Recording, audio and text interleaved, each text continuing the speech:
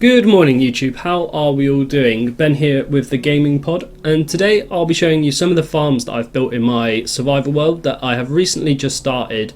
I believe that these are a few farms that you should build on the first sort of few days of your Minecraft world to help you through the rest of it. Links for all of the farms that I have built will be in the description, so let's jump straight into it. So recently I've just started up a Minecraft single player world, and I have compiled a list of some farms that I think are essential for a single player world and a decent sized farm that you could probably build on your first day. The first one I'm going to show you is the Iron Farm. This is such a simple build, only requires 3 villagers. You don't even need a name tag for the zombie, you can leave them in a boat. And that is about it, and this is producing enough iron for me so far. It's as simple as that. There's no need to go massive. As you can see, we got nearly 4 rows of iron ingots, and if we just pop over to the storage room, now we're in the storage room. You can see here, this is just iron blocks that I've crafted up because I just don't have the storage space for them. So yeah, that iron farm produces way more than you are ever going to need in your single player world. Just a note with this iron farm, if you do follow the tutorial, with the latest update in 1.20, the zombie can actually hit this villager in the right hand pod. So if you just put a slab in between the zombie and the villager, then the zombie will no longer be able to hit them. So next up we have the villager potato and carrot farm. This here is quite an essential farm for any single player world. If you want to be trading with villagers, I'd recommend building this highly.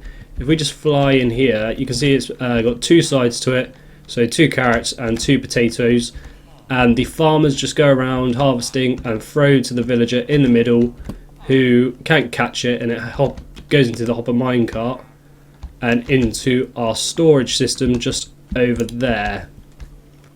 This here is also another one that I'll throw in with this one. It's just a pumpkin and melon farm. So just observers and pistons. The pistons break the pumpkins and melons, and again it just ends up in our storage, which is, I'll show you our storage in the next clip with the next farm. So our next farm is in here.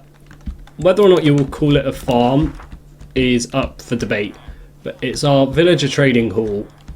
I know technically it's not a farm, but having these guys here, and with the 2 previous farms I just showed you, if we look in here, as you can see, all of these chests are just full to the brim. So for those over there, they become useful when you want to start doing some trades with villagers. And the way that I'm using this as a farm is for actually XPs for my tools to be repaired with mending. These guys give so much XP when you're trading with them that I don't see the need in a single player world to have a big extensive Enderman farm when you could just use the villagers to get your tools repaired. So the next farm we have here is a sugarcane and bamboo farm. Originally I had sugarcane and bamboo alternating in each section like this middle section is, but the bamboo grows so much quicker that I was ending up with so much bamboo I didn't know what to do with it. So I changed it for the 2 sides to be just sugarcane and then the middle to be bamboo and sugarcane. This is just on a daylight sensor, so when the time changes and it hits the daylight sensor, it will fire all the pistons and harvest your sugarcane for books or rockets or anything like that, and then you can use the bamboo for fuel, scaffolding, stuff like that. So yeah, this is quite an essential farm for your world, and it's nice and compact, pretty small, while also producing a lot of goods for you. So the next farm we have here is a mob farm, and as you can see already, it's producing so many mobs that this is more than enough than you're ever going to need in your single player world. It's built high up in the sky, so there's my AFK platform up the top there, and this here is built up in the sky. Rather than having to go down, clearing a load of caves out, lighting them all up. You can just build this in the sky. It's on a timer up here. So when the timer goes off, the water releases and then it pulls it back up and flushes them all out. Now this is more than enough for your single player world, and honestly you can build this in your first day. All it takes is quite a bit of cobblestone, a little bit of redstone, but this can be done within the first day of your Minecraft world. I've just come down to the bottom of the mob spawner just to show you some of the rates that I've got. So as you can see, that's nearly 2 double chests there. Ignore that one. All of these are filled, and there is a lot more back at my storage room for bones and gunpowder, where I've been making rockets and stuff. One thing I will say about this farm is I would add a ring around this, the hoppers, with some soul campfires, just because some skeletons and zombies can have feather falling boots and they survive. So this one here is a bit more of an honourable mention.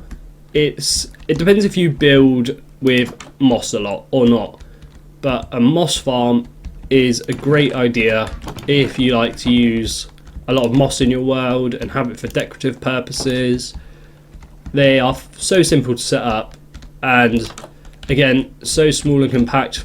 This is probably more moss than I'm ever going to need in this world. So the next farm I'm going to show you is this wheat farm with the villagers. So these guys only produce wheat from this farm and seeds rather than bread, as you can see here. So the reason I build this one is for mud. It's an easy way to keep a consistent rate of wheat coming in, and you'll be able to make all the mud you want in your world. So another honourable mention for this farms list is just this simple mud converter. It's